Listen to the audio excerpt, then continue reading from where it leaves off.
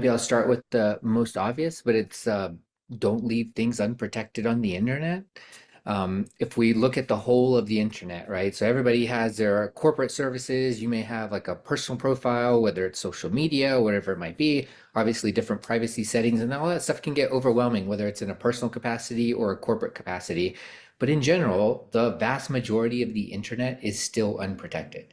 And so Cloudflare, which is about a 15-year-old company now, actually started with the premise of if we had to rebuild the internet, how would we make it better? Like, how would we solve some of the things that have kind of unsuspectedly or, maybe suspectedly become a challenge today? And when you say it out loud, it's like, well, obviously you need to protect things on the internet, but why is it hard to make sure that traffic that goes to your website or from your website is encrypted?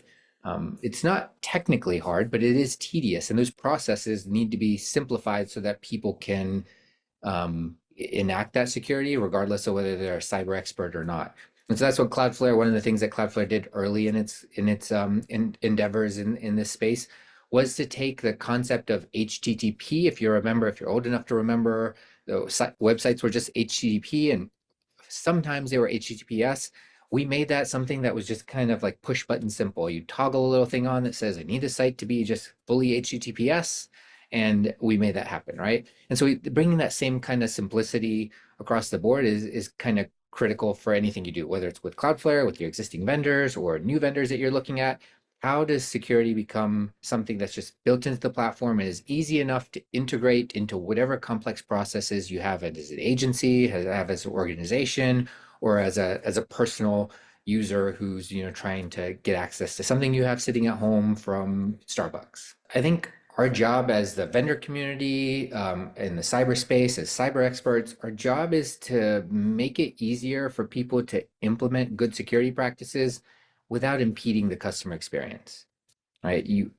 We know some of the common things. People say, well, you have to adopt zero trust, and you have to protect and reduce your attack surface, and you have to close the gap on the digital modernization effort, and making sure that you're not thinking of cybersecurity as a kind of afterthought. So those are all like commonly known, right? If I think about like how does this work in practice? Well, everybody wants those ideals, but in the reality ends up being, well, there's some reason, maybe there's a war going on in some portion of the world and they need access to a service. And right now, access to the service and availability is more important than the possible risk factor of ensuring that is accessed in the correct way. And a lot of that happens because the foundations of what people have built weren't ready for the kind of the modern world, right? So if we say, okay, well, what are the things that we're working on? Yes, adopt zero trust practices. Wherever you are in your journey, obviously continuing to improve that is always going to be a thing to do. Protect and reduce your attack surface, as we said. Okay, that's always going to be a thing you do. The core of that is as you think about those solutions that are helping you move that forward, make sure that you're thinking about the integrations and the interoperability in a way that's agile for your agency. So a lot of times agencies and customers will say, okay, well, I have these two solutions. They're both the right solutions for what I need, but they don't work together. So I'm going to build this little piece, this little hook that ties these things together.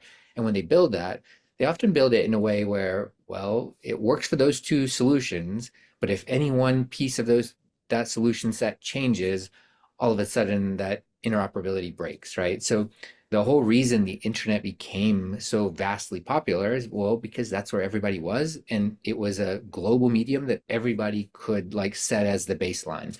And so think about as we're building solutions and as you're thinking about your policy, how do you ensure that you're doing something today that's going to help be part of a baseline for tomorrow?